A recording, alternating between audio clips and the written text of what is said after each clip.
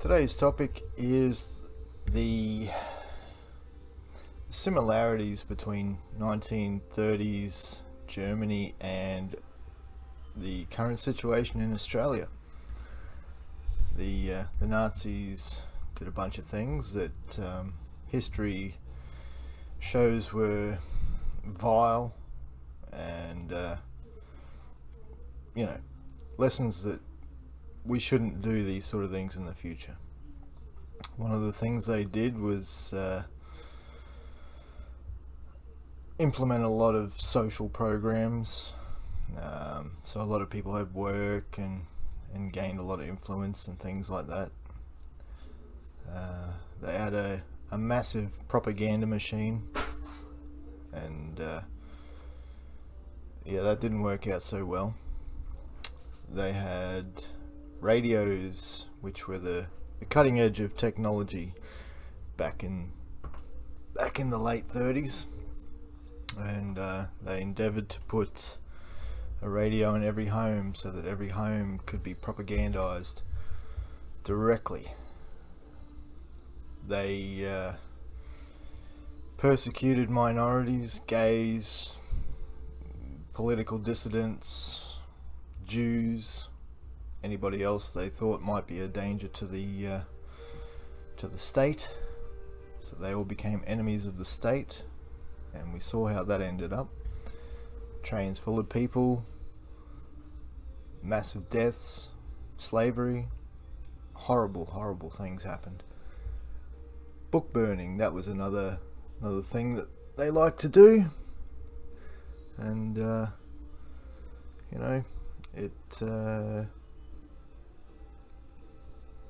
it's a lot like Australia today.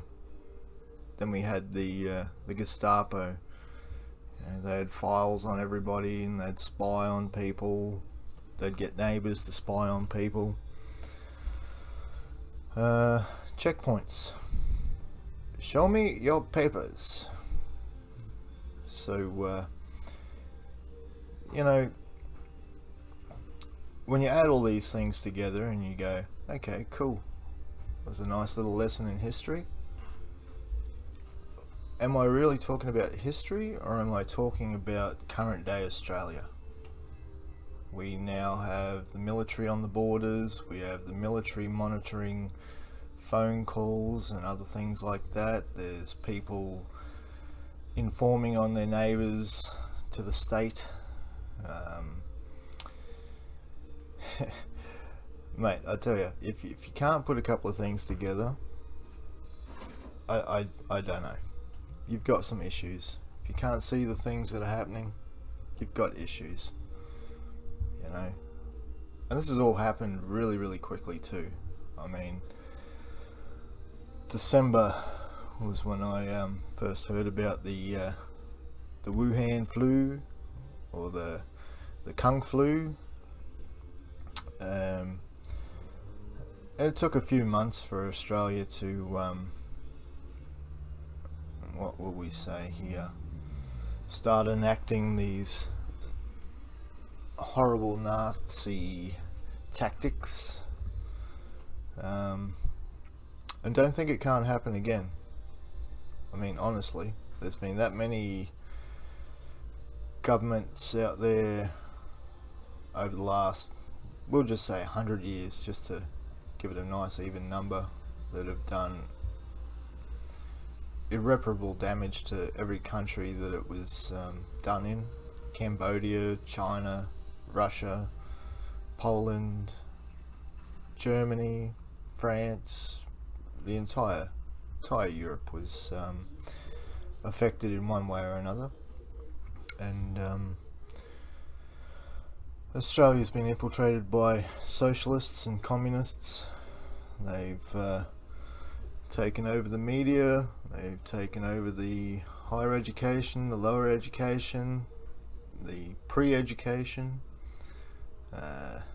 laws, courts, councils, state, federal, the whole lot. It's to be honest, I didn't think I'd see it in my lifetime, and to to be even more honest, I can't bite my tongue on this. I got kids. The future's for them. I'm past my prime. I've done my bit. I've had my life. It's all about the kids now. So you parents out there, pull your finger out of your ass, pull your head out of your ass, start looking around and realising just how messed up the situation is. If you're not willing to do that, you know, you're a piece of shit. If you're a grandparent and you're out there and you can see these things happening, you know a little bit about history, and you're still not doing anything about it, you're failing your children, you're failing your grandchildren, you're failing the children that haven't even been born yet. Wake up to yourself. Fucking pathetic. But it is good. There are people out there organising. There are people telling the truth. There's even people saying that yes, we are at war with our own governments. Well, the government's at war with its own people. That never ends well. Look, start asking questions, start saying no, start pushing back. You give them an inch, they'll take a mile. Before you know it, your family's on a train to nowhere, and somewhere at the same time. So, you know,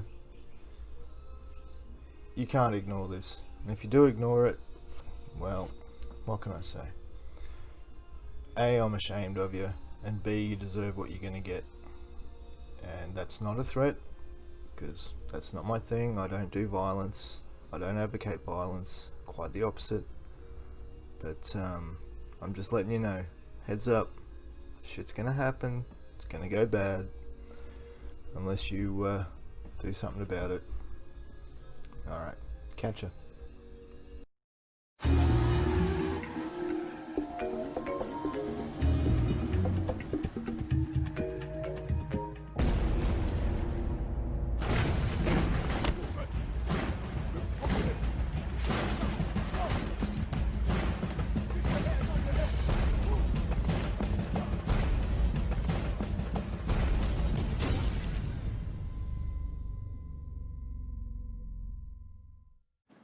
These days, it's quicker to cross the border on foot rather than drive. So I'm walking to Queensland, so he'll pick me up round Calypso there instead of him stuck here. It's just not practical to drive up here to the shop if that's all you're doing, so I parked a block away and I'm walking. Life has slowed to a crawl around the Tweed, all in the name of protecting Queensland against coronavirus. Locally, I know they're frustrated, but our life has changed. Even the Prime Minister had to apply for a border pass. I filled out I had the paperwork filled out, so I can tell you I'm certified and able to travel into Queensland. The state government has been unapologetic about the delays. Now the Police Commissioner has thrown her support behind moving the checkpoints south. It would address some of the issues because the largest congestion is between Coolangatta and Tweed.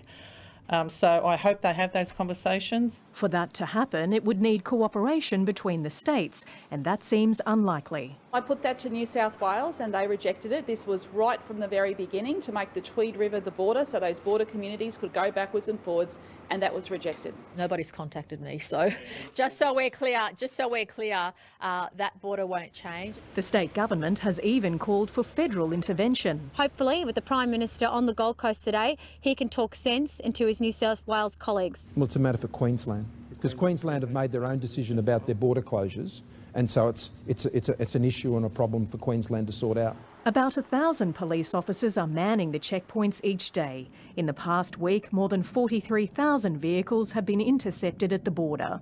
1,150 have been turned around. On the Gold Coast, more than 350 people have been refused entry because they'd been in COVID hotspots. Some are still trying their luck. A Victorian man was caught lying on his border pass near Gundawindi. Unfortunately, this is the bad news, $4,003. An expensive round trip. Francine Norton, ABC News.